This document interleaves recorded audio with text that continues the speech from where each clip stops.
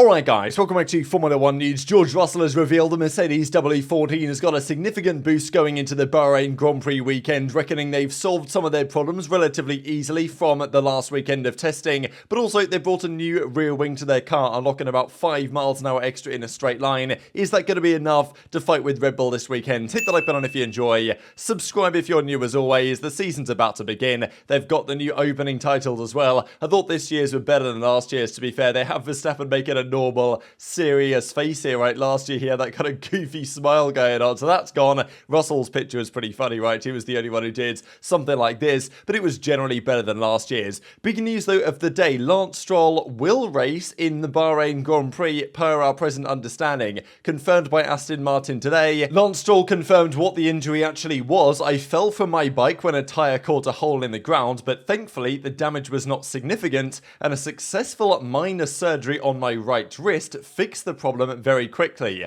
So yeah, apparently he's broken his wrist. Now it's been fixed in surgery, but well, still it's a bit sketchy, right? And there's rumours going around that he's got bandages on both wrists, one of which is obvious on his right wrist and one is hiding under his watch on his left wrist. So very interesting stuff, but they believe he's ready to go. Apparently he was doing some test runs at the factory and they increased the steering forces in the sim to ensure that he was going to be ready to go, and apparently he is, so we'll see, right? Felipe Drugovich might not be so happy about it, right? Actually, there were some reports circulating that he had found out unexpectedly that he wasn't going to race this weekend and it's going to be Stroll instead, and was reportedly angry at Aston Martin for not knowing about this until the last minute. Now, it's funny, really, because Drugovich then denied this, replying to that tweet we just saw, saying, that's absolutely not true, categorically false, tweet since deleted. But, you know, Drugovich might not be angry about not driving, but he might still have been caught off guard. How last minute was this? Was Drugovich made aware? Of course he was made aware that if Stroll can return, then he's obviously back to the reserve position, and he got a good run around last time out in testing, but I'm sure he was expecting,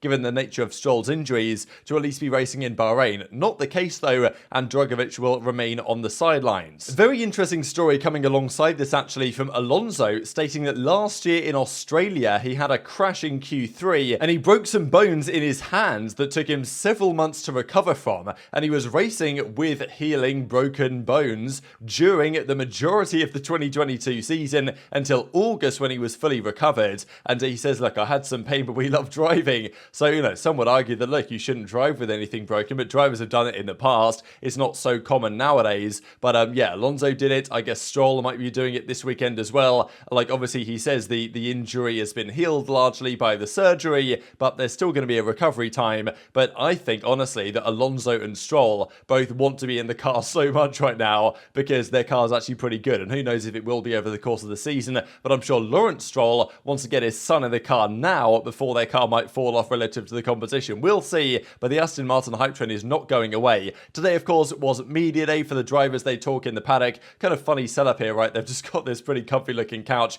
with Joe, Russell, Leclerc, Verstappen, and Gasly was on this particular selection of characters, and Alonso was on another one, and he actually was asked the question, of course, how good's the car? Like, are you going to win a race? Are you going to get a podium? He is kind of tempering expectations on that one. Alonso said, look, there's no guarantees we're going to get a podium or anything. There's no guarantees we're going to win a race. Don't know. It'd be nice to see, of course. But he says, look, we've made a step forward. The work pace is very good. An ambitious project. Very talented people who want to succeed. We're pushing in the same direction. Can we win? Can we get a podium? Don't know. But I guess they'll go on to see. And can their development be as good as some of the other top teams? That, I think, is going to be the key question here as to whether Aston Martin could actually challenge for a top 3 position in the constructors, which might not be out of the realms of possibility on the pure present pace of their car. Now, Mercedes have brought a new rear wing. We saw this story the other day, the one they ran in Bahrain for the entire weekend of testing just to cut down on all variables they possibly could, was an older spec version that they weren't planning to use for the actual Grand Prix weekends. This is their new rear wings. This is the old one at the bottom here, which you guys can quite clearly see the higher angle, the higher downforce version. This is the newer spec version they're running this weekend. At least they're going to try it and just make sure that it is indeed better as expected. This another angle here of the new rear wing Mercedes are running, which is more in line with what you know, Ferrari are using and what Red Bull are using for their rear wing designs. More of a medium downforce, right? Bahrain is more of a medium downforce circuit. There are 4 relatively substantial straights, certainly the main straight being among them, but other ones as well notable around the track. But high downforce is necessary for some some of the higher speed corners in Sector 2. So most of the teams settle on something like a medium downforce setup, but Mercedes were running kind of a higher downforce setup last time out, which was hurting them in a straight line. Now, it honestly wasn't helping them too much in the corners, and that is a question that Mercedes will have to deal with, because the rear end of that Mercedes last time out honestly didn't look too stable despite the higher downforce. Of course, though, the higher downforce kicks in largely at the higher speeds, so in the slower corners, the higher downforce rear wing isn't really making too much difference, and there's so many other factors in play anyway, such as setup and balance in other areas, that, you know, they believe, I imagine, they're going to be able to control the oversteering nature, it seemed at times, of the W14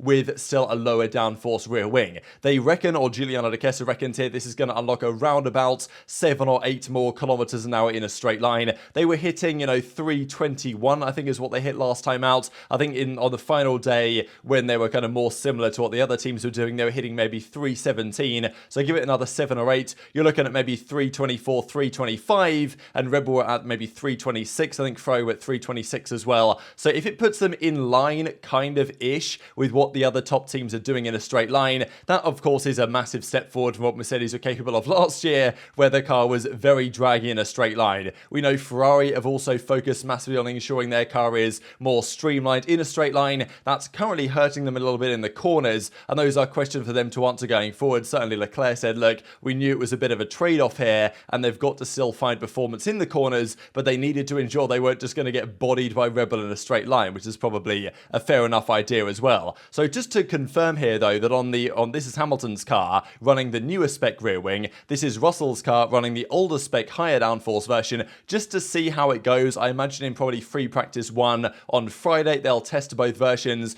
just see what's happening and whether the new one actually works as intended, and probably they're going to use it because they've intended to for some time. And of course, they've got more parts coming probably every race, certainly from Baku in the start of May. They're going to bring some new parts as well. And George Russell gives some more detail and information on this. He said, we had a really good time between the test and the race to analyze what happened throughout the test. There were a few things going on with the car that we didn't quite expect, but we have been able to resolve them pretty easily. So of course, it was really the Friday of the test where Mercedes were struggling the most. Of course, they had the hydraulic failure towards the end of that day, but also the car seemed like a bit of a nightmare. They were well off the pace. Then on Saturday, they turned it around, made a big step forwards, turned out to be about 3.5 tenths off what Perez was able to do on the, of course, the faster compound of tyres, but still they weren't too far off. Russell says they've learned a lot from what's happened over those few days. There were a few things they didn't expect with the car, but they've been able to resolve them from kind of a balance, a setup perspective. He says it was working in slightly the wrong window. This is, I mean, you've always got to love it. Formula One's back in business when drivers and teams are mentioning it. The window, was the car in the right window? Was it not in the right window? All this type of stuff they love to say. Really, it's setup related, right? And apparently they've been able to resolve a few things, whether that's just in the simulator, whether that was during the final day. Of course, they've had plenty of days over the last few days to try and make sure the W14 is in the best spot it can be. The other teams as well. But if you're a team like Red Bull and you ace the test and look unbelievably good, like, you know, they might not even have too much to solve Red Bull. They might just be chilling for a few days and waiting for them to go 1-2 in the Grand Prix, which is probably the expectations right now around the grid. And Russell does confirm that here in a second, even as he goes on to say, for this weekend, though, we are running that different rear wing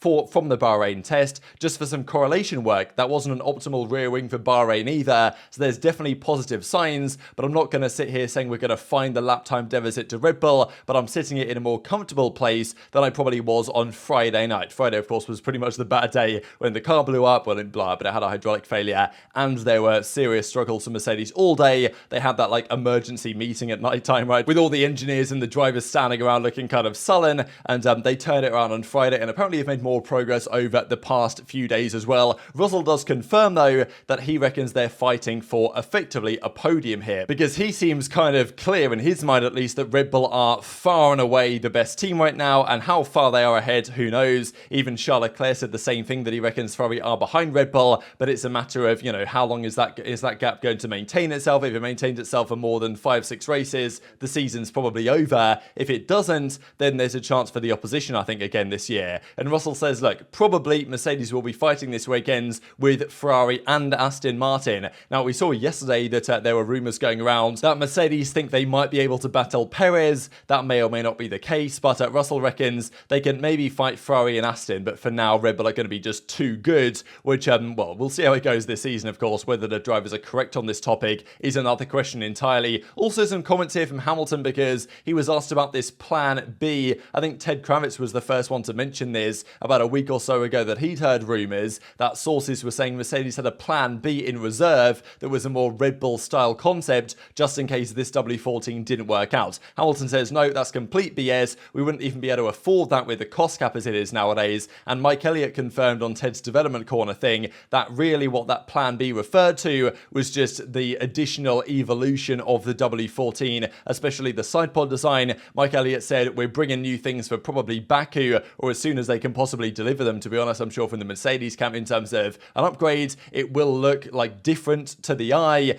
but it won't look like a Red Bull or a Ferrari concept. It will be more of an evolution of what Mercedes are working with, and there's no plan B fallback option. They are going all in on this concept and believe that it is the way to go. We'll see in a few races time whether it is the way to go, but I think for Mercedes it's about figuring out what the gap is and seeing if they can close that over time. And just one final thing to mention here, the next generation, baby, of advertising in Formula 1. So this is apparently what McLaren spend all their time doing rather than making a good car. Of course, the advertising money makes a good car, but you know what I mean. So there's these TV screens on the car that can change like mid-race, and apparently they're going to bring this to the helmets, they're going to bring this to other parts of the car as well, and they can show different adverts throughout the Grand Prix on the car itself. So this is revolutionary stuff. Congratulations McLaren for winning the advertising Grand Prix, to be honest, for the Bahrain race, and we'll see if they can make it out of Q1 for the actual race in a few days time. Hit the like button if you enjoyed, subscribe if you're new, take care, and I'll see you next time.